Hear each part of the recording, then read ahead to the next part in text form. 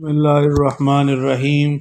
السلام علیکم ورحمۃ اللہ وبرکاتہ۔ ناظرین، کیسے ہیں آپ؟ خیریت سے ہیں؟ ٹھیک ہیں؟ آج ہم آپ کے ساتھ ایک حدیث مبارکہ جو صحیح بخاری میں ہے، سید الاستغفار کے بارے میں ہے، جس کے بارے میں رسول اللہ صلی اللہ تعالی علیہ وآلہ وبارک وسلم نے فرمایا کہ جس نے اس دعا کے الفاظ پر یقین رکھتے ہوئے دل سے ان کو کہہ لیا اور اسی دن اس کا انتقال ہو گیا تو شام ہونے سے پہلے، یعنی اگر صبح کو پڑھ لیا اور شام ہونے سے پہلے تو انشاءاللہ جنتی ہوگا، اور جس نے اس دعا کے الفاظ پر یقین رکھتے ہوئے رات کے وقت ان الفاظ مبارکہ کو پڑھ لیا تو صبح ہونے سے پہلے اگر اس کا انتقال ہو گیا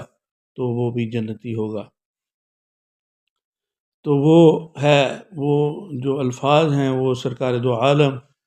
سید المرسلین، امام الانبیاء والمرسلین، خاتم الانبیاء والمرسلین محمد الرسول اللہ صلی اللہ علیہ وآلہ وسلم کی زبان مبارک سے یہ پاک کلمات نکلے ہیں،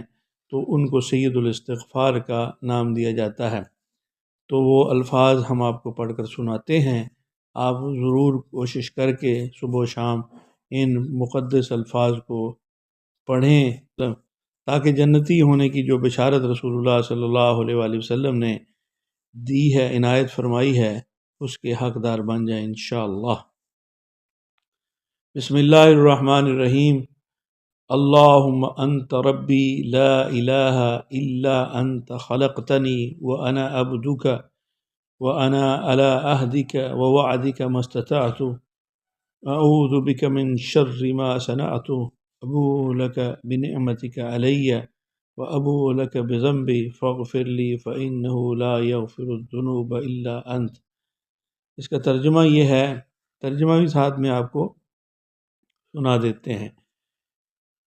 کہ اللہم انت ربی لا الہ الا انت خلقتنی وانا عبدک وانا علی عہدک ووعدک ما استطعت۔ اے اللہ، اللہم، اے اللہ،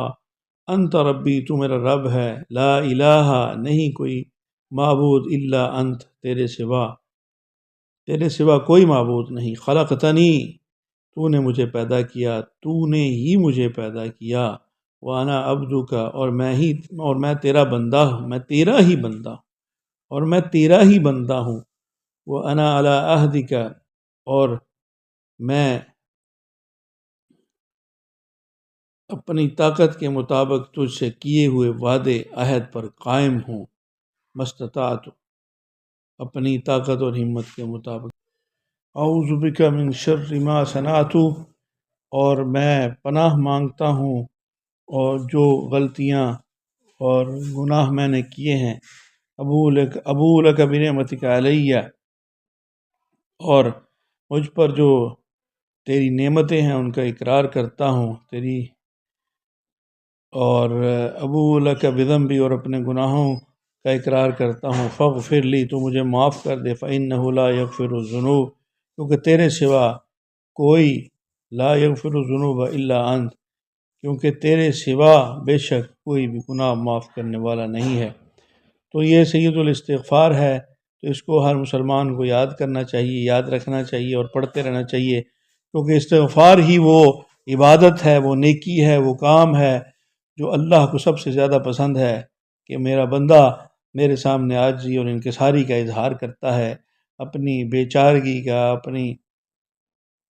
بے بسی کا، اور یعنی اللہ کو یہ پسند ہے کہ بندہ عاجزی اور انکساری کا اظہار کرے، اس کی بارگاہ میں اپنی بے بسی کا اظہار کرے، اپنے گناہوں کی معافی مانگے، اس کی نعمتوں کا اقرار کرے، اس کی عظمتوں کا اقرار کرے، اس کے فضل اور رحمت کا اقرار کرے، اظہار کرے،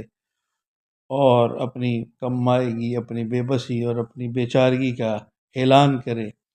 اور اس سے ہر وقت معافی مانگتا رہے، تو اللہ کریم یقیناً ہمیں معاف فرمانے والا ہے۔ اللہ کریم آپ کے، ہم سب کے